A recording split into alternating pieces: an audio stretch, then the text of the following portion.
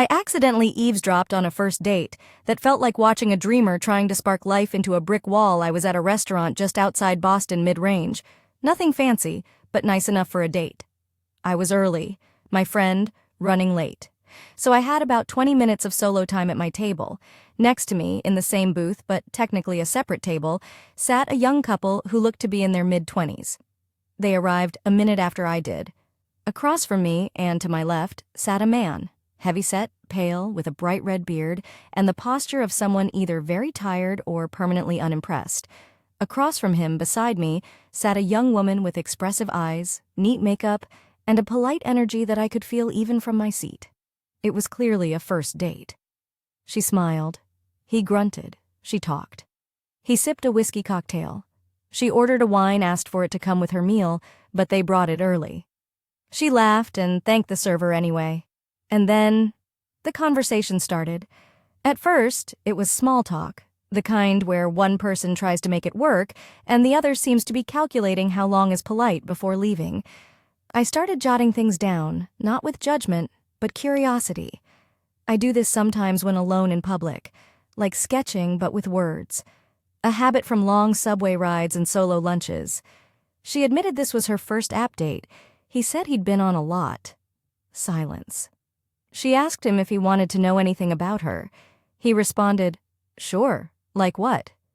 She tried again, asked about plumbing. He said he was a journeyman, but that there's no difference really. She tried to relate. "I went to school for 4 years for my job. I always admired people who just dove into work." He said he had a degree in communications. She blinked. "Oh, that's cool. Surprising, but cool." He said nothing. She confessed she gets nervous on dates and talks too much. Invited him to jump in. He told her, "You're fine." She asked if he'd always lived nearby. He said, "Whole life." She launched into a story she grew up on a houseboat. Her parents studied whales. Like George on Seinfeld, but real. She smiled, looking for a connection. He asked if you can eat whales. She paused. No." She asked if he was okay. Offered to reschedule if it wasn't a good night. He said, "You're fine." She laughed nervously, tried to bridge again. "I actually studied physics, minored in music so I wouldn't forget piano. Took a year to just play, never looked back." He cut in. "What kind of money you make doing that?" She blinked. "Sorry?" He repeated the question. She dodged politely. "It varies." He nodded. "That's what I figured." She asked about Netflix. He studied the menu. She asked if anything looked good.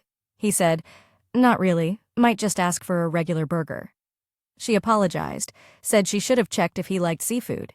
He said, "I do. It's just overpriced." She replied, "Oh, I wasn't expecting you to pay." He grinned. "So you're paying? Cool, maybe I'll get something else." She laughed, waiting for him to laugh back. He didn't. "Oh, you were joking, right?" He stared. "What joke?" She quietly decided to stick with the wine. He blamed the slow service. She asked about interests. He said, "Sports." She lit up. "Oh, what do you play?" He said he used to play in high school. "Could have gone pro if I wanted." She asked, "What else?"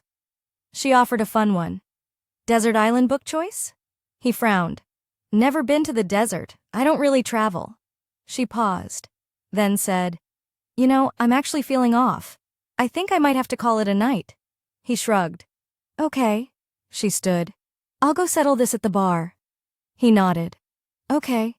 She looked down, hesitant, then said, "Well, have a good night." He waved her off. "Yeah, you too. This was chill. I'll text you." She walked out.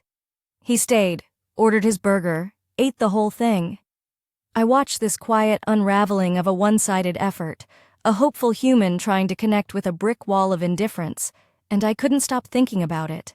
Not because it was tragic or explosive, but because of how common it felt. It's like people aren't just bad at dating these days, they're bad at showing up. Like someone handed them a life and they're just dragging it around, not even curious about the person across the table. Of course, not everyone is like this, but I'm seeing it more especially among young men. They seem so unbothered, unmotivated, and disinterested in the people they're with, like they're just fulfilling a social quota.